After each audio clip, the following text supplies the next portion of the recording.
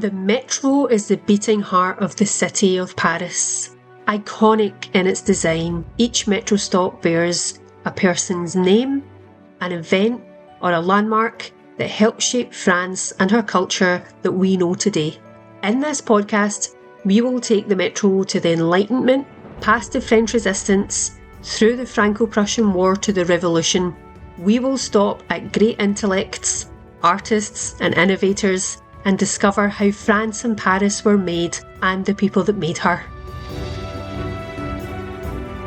Let's travel through French history one station at a time.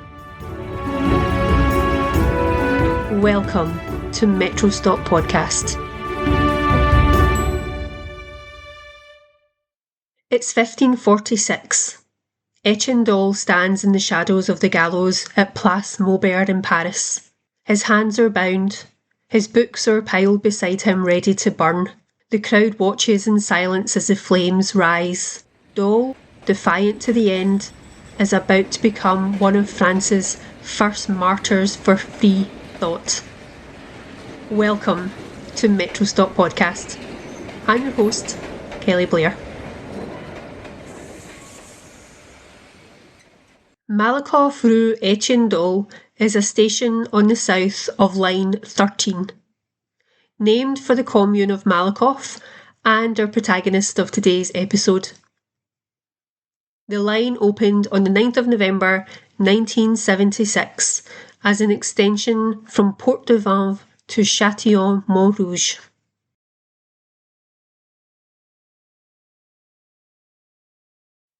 Born on the 5th of August 1509, Etienne Dolet was a mystery from the start. His early life is almost entirely unknown. But what we do know is that he was brilliant, argumentative, and absolutely obsessed with Cicero. He studied in Paris, Toulouse, and Padua. Soaking up classical philosophy, Cicero's ideas became Dolet's compass. He didn't just admire Cicero, he lived him. He wrote Latin like Cicero, argued like Cicero, and believed that truth should be spoken boldly, even if it meant death. Cicero believed in a universal moral order, natural law that transcends human legislation. True laws are rooted in reason and justice, not in power or tradition. He was a fierce defender of the Roman Republic, advocating for mixed government, civic virtue, and the rule of law. His political writings shaped later Enlightenment thinkers like Locke and Montesquieu. He saw eloquence as essential to leadership. The ideal statesman was not just wise, but persuasive and a blend of philosopher and orator. He leaned on probability and reasoned debate, drawing from the academic school of thought. He argued that moral duty arises from reason and social responsibility. Virtue, for Cicero, was the highest good, not pleasure or wealth. Cicero wasn't a system builder like Plato or Aristotle. He was a synthesizer, like a bridge between Greek philosophy and Roman pragmatism. And that's exactly why Renaissance humanists like Dolet revered him. Cicero made philosophy speak Latin and made virtue speak power. Cicero's concept of natural law echoed through Enlightenment thought. In 1534, he published 7 Latin epigrams collected in his Carmina, which revealed a troubling attitude towards women. These poems, written in the neo-Catullin style popular among Renaissance humanists, use sexually explicit language and portray women as objects of desire, deception, or excess. In Carmina, Book 1, Poem 45, he describes a woman who believes she remains chaste by offering only her mouth during intimacy, but is urged to surrender herself entirely, quote, without modesty. Poem 49 suggests that women are naturally promiscuous, claiming that they were not made for one man, but for many. Poem 44 features Motacilla, a Roman prostitute whose sexual appetite is so insatiable she chases mythical sea creatures. These verses, while consistent with the poetic decorum of the time, reflect a coarse and objectifying view of female sexuality. Yet it is argued that Dolet wasn't entirely misogynistic. In Toulouse, he became embroiled in a bitter feud with Gratien Dupont, known as Drusac, a magistrate and author of Les Controverses des sexes masculins et féminins. It was published in 1534. Drusac's book was a virulent attack on women, portraying them as inferior, impure, and inherently deceitful. He questioned whether women were created in God's image and discouraged marriage and mocked female anatomy and behaviour. Dole responded to this book with fury. In 1534, he published 7 Latin poems attacking Drusac. These verses mocked Drusac's style, condemned his misogyny, and ridiculed his book as fit only for wiping one's backside. In one poem, Dole wrote, "If someone says your book is useless, they're wrong. It's perfect for wiping one's bottom." He went further, suggesting that it was suitable for wrapping fish in the marketplace. Was this criticism of the cruel, sexist content, or criticism of crummy writing? The feud escalated. Drusac, leveraging his position as a lieutenant of Toulouse, ordered Dole's arrest, and he was imprisoned for 3 days and released only thanks to the intervention of Bishop Jean de Pin, a patron of humanist studies. Dole left Toulouse soon after, but the episode had left a lasting mark on his reputation. This contradiction between Dole's own sexually charged verses and his public condemnation of misogyny, it reveals the complexity of his character. He was a man of letters who wielded satire as both a weapon and a shield, a humanist who could be both crude and principled. His feud with Drusac was not just a literary spat, it was a battle over the moral and intellectual treatment of women in Renaissance France. After being banished from the University of Toulouse, Dole's adult career took off in Lyon, where he became a printer and a publisher. In 1536, he spent some time in prison for a quote-unquote justifiable homicide of painter Henry Guillot because Dole claimed that Honoré wanted to assassinate him. So he received a royal pardon, and in 1537 Francis I gave him royal privilege on printing texts in Latin, Greek, French and Italian.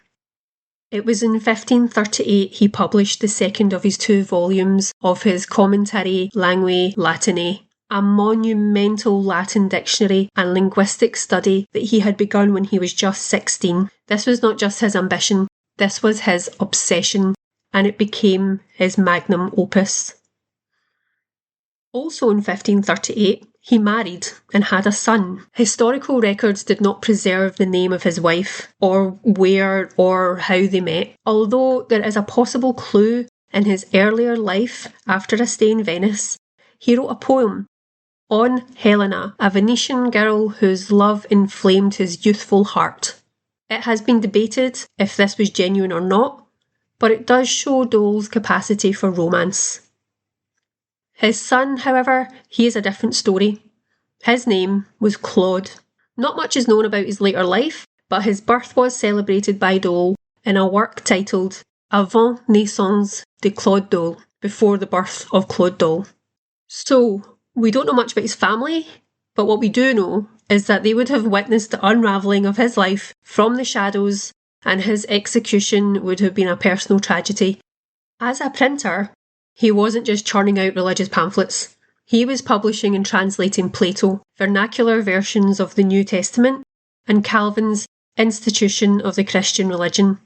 He was also writing his own fiery treatise, including Cato Christianus, a moralistic Christian text, though ironically condemned as heretical.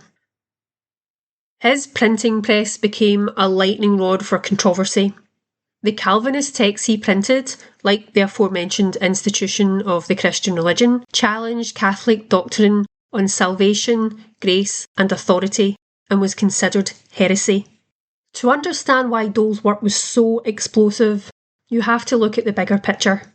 Calvinism, which was born from Martin Luther's Reformation, was shaking Europe to its core. While Luther emphasised salvation by faith, Calvin took it further, preaching predestination, rejecting religious imagery, and forcing strict moral discipline. Calvinism, the theological system developed by John Calvin, was a radical departure from Catholic orthodoxy. In 16th century France, Calvinism wasn't just heresy, it was rebellion. It gained traction among the nobility, the Huguenots. It threatened the monarchy and sparked brutal conflicts like the massacre of St. Bartholomew. Dole, by printing Calvinist texts, was seen as fanning the flames of revolution. Enter the French Inquisition, which wasn't as centralised as Spain's, but it was no less ruthless. Inquisitors hunted down heretics, especially in southern France. By the 1540s, their focus had shifted to Protestants and Calvinist sympathisers. Dole was arrested multiple times. He was accused of heresy, blasphemy, and defying church authority. His publication of religious works attracted the attention of an inquisitor called Matthew Ory in 1542. He focused on a passage of a translation stating, "After death, you will be nothing at all."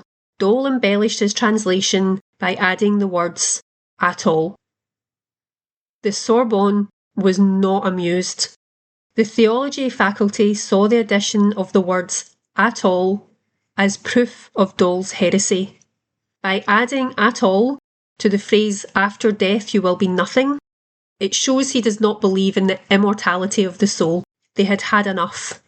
In 1546, Dole was condemned. His books were declared heretical, and he was sentenced to be burned alive, with his writings beside him. According to legend, his final words were a pun, "Non dolet ipse dolet, sed pia turba dolet," which meant Dole himself does not suffer, but the pious crowd grieves. I'm sorry, this might sound better if I could actually speak Latin, but rest assured, this play on words, according to my sources, is magnificent. He died as he'd lived, defiant, eloquent, and unrepentant. Whether Dole was a Protestant or an anti-Christian rationalist and free thinker is debatable. He was condemned by both Calvin himself and the Roman Catholic Church. It seems likely that his fate was the result of just making enemies, rather than the result of his opinions. Dole obviously didn't live to see the Enlightenment, but his spirit haunted it. His belief in reason, free expression, and the power of language echoed through the works of Voltaire, Diderot, and Rousseau. He was a prototype of the Enlightenment thinker, a man who challenged dogma, embraced humanism, and paid the price for truth. There was a bronze statue of Etienne Dolet by Ernest Guibert, erected in Place Maubert in Paris, where Dole was executed. It was a popular spot for political demonstrations in the late 19th and early 20th centuries. Inaugurated in 1889, the statue was melted down for metal in support of the war effort by the Nazis in 1942. In our next 2 episodes, we are heading right into the Enlightenment and exploring the lives and works of 2 of its architects. That's next time on Metro Stop Podcast. My main source for this season's biographies was Britannica, but I referenced different sources about their work and their cultural impact. They're all listed in the show notes. Music by Keys of Moon. You can follow me on Instagram at Metro Stop Podcast.